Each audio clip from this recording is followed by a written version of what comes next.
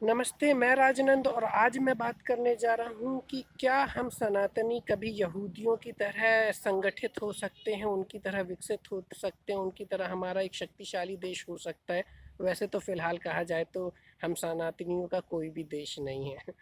अब आगे बढ़ता हूँ कि जिस तरह से हम सनातनियों की जनसंख्या दिन पर दिन घटती जा रही है, उसको लेकर के उसके क्या लाभ है, क्या हानि है, क्या कारण है, क्या निवारण है, इसको लेकर के मैंने अलग अलग वीडियो बनाए हुए हैं। यदि आपने वो वीडियो नहीं देखे हैं तो मेरी रिक्वेस्ट होगी आप इस चैनल को सब्सक्राइब करें और उस वीडियो को ज़रूर देखें। अब मैं आगे आता हूँ विषय पर। सदियों से हम सनातनियों को जब भी अलग अलग सभ्यताएं आई हैं, उन्होंने न केवल हमें समझा बुझा कर लालच देकर धर्म परिवर्तन किया, अपितु हमारे बहुत सारे शोषण भी हुए हैं। अब जो शोषण हम सनातनियों के हुए हैं उसका उचित इतिहास में समावेश हमें नहीं मिलता है। अब इतिहास तो दूर की बात है, हमारी नॉर्मल जो पाठ्य पुस्तकें हैं उसमें जो हमारे शोषण की गाथाएं होनी चाहिए वो गाथाएं नहीं मिलती है। जो उचित स्थान मिलना चाहिए वो उचित स्थान एनसीईआरटी ने अब तक नहीं दिया है। इसको लेकर के हमारी प्रशासन से शिकायत बनी रहती है। अब अगर मैं यहूदियों से यहाँ पे तुलना कर रहा हूँ तो यहूदियों का भी बहुत पुरानी सभ्यता है, उनकी उनका भी बहुत लंबा बहुत सारा शोषण हुआ है अलग अलग समय पर अलग अलग सत्ताओं के द्वारा। तो अब इसमें जो सबसे फेमस है वो है हॉलोकॉस्ट, जिसमें कहा जाता है 60 लाख यहूदियों को गैस चैम्बर में रख करके मार दिया गया था। अब उसके बाद क्या हुआ, उसके बाद धीरे धीरे सारे यहूदी संगठित हुए, उनका एक देश बना।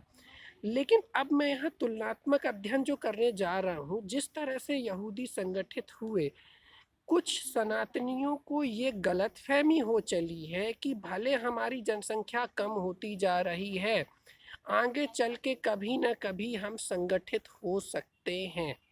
ये गलतफहमी आज मैं दूर करने वाला हूँ।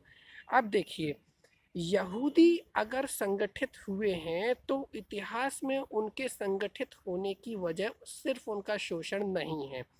उनके संगठित होने की जो सबसे बड़ी वजह है वो ये है कि हजरत इब्राहिम जिन्होंने यहूदी धर्म की स्थापना की, उनके जो वंशज हैं उनका नाम था इज़राइल। उन्होंने क्या किया, यहूदियों में 12 अलग अलग जातियां हुआ करती थी।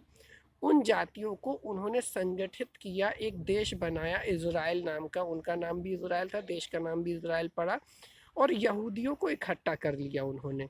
तो कम से कम उनको संगठित तो उन्होंने कर लिया, जातियों को एक कर लिया। अब यहाँ पे चार वर्णों की या जातियों की बात करें, जातियों को एक करना तो बहुत दूर की बात है।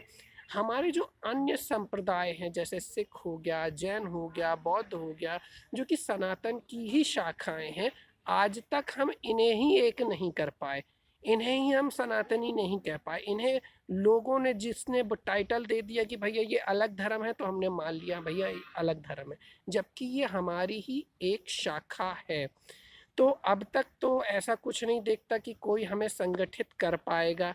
अब आगे क्या हो सकता है इसके लिए मैं नहीं जानता। मैं चाहूँगा कि ये जो सत्य है कि आज हम संगठित नहीं हो पा रहे हैं, इस सत्य को आप जो लोगों तक ज़्यादातर पहुँचाए, इसके लिए आप इस वीडियो को लाइक करें, शेयर करें और सब्सक्राइब करें।